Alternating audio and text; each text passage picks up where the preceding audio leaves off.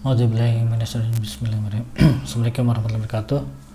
Allahumma shalli ala sayyidina Muhammadin salatan tunjina biha min jamil ahwali wal afat wa taqdilana biha jami'al hajat wa tutahhiruna biha min jami'is sayiat wa tarfa'una biha indaka 'ala darajat wa tuballighuna biha aqsa ghayat min jami'il khairati fil hayati wa ba'dal mamat amma ba'd. Oke, kali ini saya ingin bahas tentang perintah salat ya dalam Al-Qur'an. Kenapa saya bahas ini? Karena lagi viral itu tuh salah satu artis ya yang mempermainkan sholat gitu kan, niat sholat itu. Wah, jangan sampai terjadi seperti itu ya, karena Allah yang menciptakan kita, memerintahkan kita untuk sholat. Lalu kan ada dua tuh, yang melaksanakan sholat dan yang mengabaikan kan. Mungkin kalau mengabaikan itu Allah tuh ibaratnya kayak ya udahlah gitu kan. Nah yang ini lebih parah, bukan tidak melaksanakan sholat tapi mempermainkan sholat. Wah, kebayang gimana gedeknya gitu ya. Udah gua ciptain lu gitu kan, udah diciptain terus disuruh sholat, bukannya sholat, lebih parah dari mengabaikan, malah menghina atau mempermainkan sholat. Wah, itu bagaimana tuh kalau jadi pencipta tuh kayaknya wah emosi banget lah itu. Wah lu udah ciptain malah ngolok-ngolok perintah gua, ibaratnya gitulah. Gitulah ya. Tapi ya udahlah, tuh nanti juga ada balasannya masing-masing. Oke. Lalu sebenarnya apa sih tujuan penciptaan manusia nih? Oke, secara umum ya. Kita masuk dulu nih, tujuan penciptaan manusia secara umum. Itu tujuan penciptaan manusia secara umum itu ada di surat Az-Zariyat ayat 56. Wa ma khalaqtul jinna wal insa illa liya'budun. Wa ma, dan tidak khalaqtu, tidak kuciptakan al-jinna. Alif lam nih artinya ini ya, noun ya, kata benda, alif lam secara umum. Al-jinna jin, wal insa, wa ini dan, wal insa itu manusia, dan manusia, illa ini huruf jar, kecuali, illa liya'budun, beribadah kepadaku. Oke, kita belajar ini ya, menerjemahkan Quran pelan-pelan ya. Wa ma khalaqtul jinna wal insa illa liya'budun. Oke. Nah, udah bisa ya dikit-dikit ya. Oke.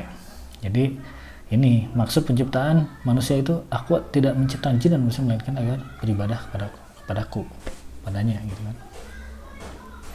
Oke. Nah, beribadah ini luas. Bro. Banyak gitu. Zakat, puasa, haji gitu kan. Salat, zakat, puasa. Ya, sebenarnya simple lah, kayak pelan-pelan aja ya, simple sih sebenarnya. Oke. Nah, salah satu dari ibadah itu kan sholat. Emang ada perintahnya? Ada. Di mana? Kita dicek di sini perintah sholat. Itu ada di surat Al-Ankabut ayat 45. Nih ayatnya ya. Jadi bacalah kitab Al-Quran yang telah diwahyukan kepadamu Muhammad dan laksanakanlah sholat. Nah ini kan perintah. Nih sini nih, wa aqimus salat, dan perintahkanlah salat. Wa ini dan ada alif ini amr ya, fil amr, perintah salat nih, dan laksanakan salat. Sungguhnya salat itu mencegah dari perbuatan keji dan munkar, dan ketahuilah mengingat Allah, salat itu lebih besar terutama dari ibadah yang lain. Jadi saat ini bahkan di riwayat lain disebutkan bahwa salat itu tiangnya agama gitu kan. Jadi kalau tidak melaksanakan sholat seperti meruntuhkan agama itu. Jadi lalu di terakhirnya Allah mengetahui apa yang kamu kerjakan. Oke, jadi intinya perintah sholat ini jelas ada dalam Al-Quran gitu kan. Oke, jadi udah jelas ya, sholat itu diperintahkan oleh Allah yang menciptakan kita. Bagusnya kita melaksanakan. Agak gimana gitu kalau nggak melaksanakan. Tapi parah lagi yang mempermainkan sholat. Wah, ibaratnya kayak, wah itu ibaratnya ngeri lah gitu kan, mengundang kuasanya untuk melakukan sesuatu lah ibaratnya. Oke. Lalu sholat itu gimana sih sebenarnya? Nah, sholat itu ternyata ada dua bro. Nih, sekilas tentang sholat ya. Ada sholat wajib dan sholat sunat. Simpelnya ya. Nah, sholat wajib itu sehari itu berapa kali? 5 kali. Gitu. Subuh, zuhur, asar, maghrib, isya. 5 kali ya. Dan itu ada rokat-rokatnya. Gampang lah. Kalau misal belum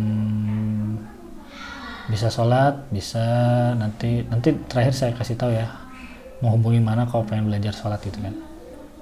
Nah, yang kedua sholat wajib ini semua muslim tuh harus melaksanakan. Kalau tidak akan kena azab, siksa gitu kan di akhirat.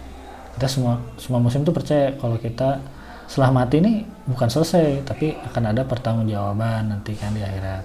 Nah, maka kalau tidak melakukan sholat wajib, maka kita akan mendapatkan siksaan. Kalau melaksanakan, kita akan mendapatkan pahala, gitu kan. Nah, sedangkan sholat sunat, itu namanya sunnah itu, kalau dikerjakan kita mendapat pahala. Kalau tidak dikerjakan, itu tidak apa-apa. Ini sunnah. Sunnah itu ibaratnya opsional, bro. Jadi, boleh dilakukan, boleh tidak. Gitu, opsional tapi recommended lah, gitu kan. Kalau ini wajib nih, mandatory. Oke bro, gampang dimengerti ya, gampang. Nah, oke, terus kalau misalnya agak nih masih bingung gimana sih caranya sholat, gampang. Bisa juga datang sini nih. Ini Agung College nih ya. Ini klik, masuk aja ke link ini nih. Nanti macam-macam pelajaran di sini ada. Oke, segitu dulu. Semoga bisa dipahami ya. Intinya seminimal-minimal kita ini bisa melakukan sholat wajib, dan bagusnya kita bisa melakukan yang opsional ya, yang sunnah ini biar ada tambahannya gitu ya. Tapi seminimalnya wajib tuh harus, kalau enggak kita dapat siksa. Oke, segitu dulu. Assalamualaikum warahmatullahi wabarakatuh.